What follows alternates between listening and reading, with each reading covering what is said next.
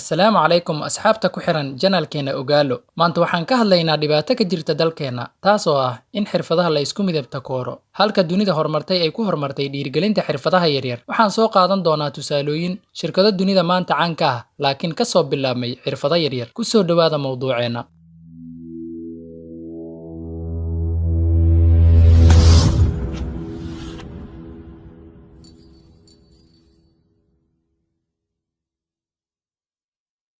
dalkeena waxaa ku nool xirfadley badan oo leh xirfad wadanka wax ku soo kordhin lahaa sida tumaalaha, ragga baraawiniga ka shaqeeya ee kabaha sameeya iyo rag kaloo badan, laakiin ma haystaan dhiirigelin. Taas beddelkeed waxay la kulmaan midabta koor. Tusaale ahaan qofka tumaalaha ama qofka biraha garaaco ama surfiyaha iyo waxyaabaha la midka bulshada u soo saaro waa laga faanaa, gabadhiisa lama guursado, qaaraan lagama qaado, tolka laguma soo dhexdaro. Sababtuna ma ahan inuu qofkaas wax dhacay ama wax dilay, waa inuu xirfad la yimid taas oo ah wax soo saar. Inuu bulshada u soo saaro qalab kala gedisan sida digsiyaha, midiyaha, faasaska, yambiyaha beeraha lagu fashay iyo kuwa kaloo badan. Haddii la dhiirigelin lahaa, waxaan ka kaaftoomi lahayn in dibaddana looga keeno qalabkaas oo maacuunta sida surfiyaha. Waxaas dhan waa ka kaaftoomi lahayn, laakiin waa li midabta koora. Dunida kale haddii maanta la fiiriyo shirkadaha ugu waaweyn ee wax soo saara asalkood waxay ka soo bilaabmeen xirfado yaryar oo la soo dhiirigeliyey oo la soo koriyey oo la investigareeyey oo waqti la geliyey. Tusaale ahaan shirkadda lagu magacaabo Ford ee soo saarta baabuurta, shirkadaas waxaa aasaasay nin lagu magacaabo Henry Ford. Henry Ford aabiis wuxuu ahaa nin ka shaqeeya geerish, yacni wuxuu sameyn jiray baabuurta iyo garaasaha iyo waxyaabaha noocaas oo marin jiray. Ford wuxuu bilaabay aabihiisa inuu raaco oo uu u raaco geerishka uu ka shaqeeyo.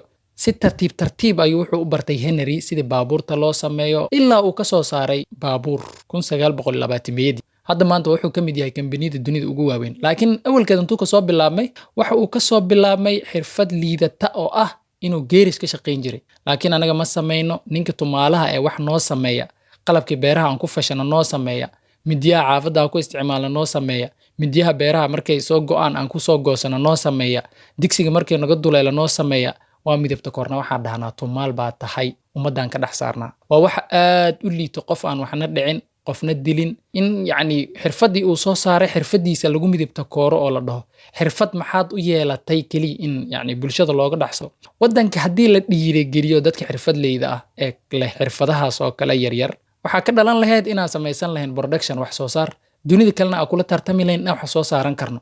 Laakiin waxaan ka faanaaba raggii xirfadda lahaa ayaan ka faanaa.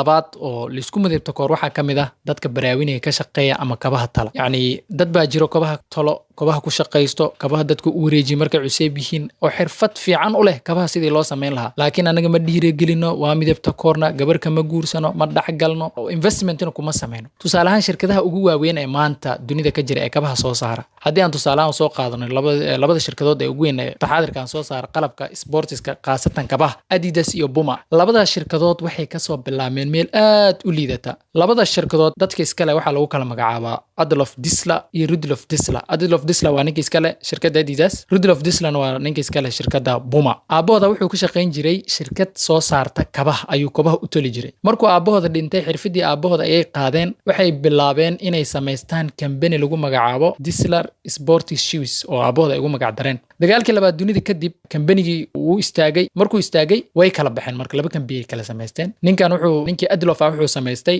kambaniga Adidas uu kasoo gaabiyey Adolf Dassler Sporty Shoes. Ninkan wuxuu la baxay Ruda oo kasoo gaabiyey Rudler Sporty Shoes. Maanta waa labada shirkadood ee ugu badan ee soo saara qalabka sportiska qaasatan kabaha. Intee laga soo bilaabay, yacni meesha laga soo bilaabay waxaad dareemi kartaa in meelaha ugu hooseeya ay yihiin. Haddii aan dhiirigelin lahayn maanta dadka kabaha inoo sameeya, kabaha inoo tola, aan dhihi lahayn oo aan investigarayn lahayn, waxaan ka kaaftoomi lahayn ama aan ka baaqan lahayn in kabaha dibaddana looga keeno. Waxaan samaysan lahayn production, kambanida adduunka jooga ayaan la tartami lahayn, wax soo saar ayaan yeelan lahayn. Laakiin waxaan samaynaa qof walba xirfadiisa ayaan ku midabta koornaa. Haddii la dhiirigelin lahaa waxaa ka dhalan lahayd inaan production samaysano, laakiin ma samaysano. Waad ku mahadsan tahay daawashada muuqaalkan. Haddii aad ka heshay fadlan like saar, haddii aad nagu cusub tahayna nagu soo biir adigoo calaamad subscribe ta taabanayo. Mahadsanid.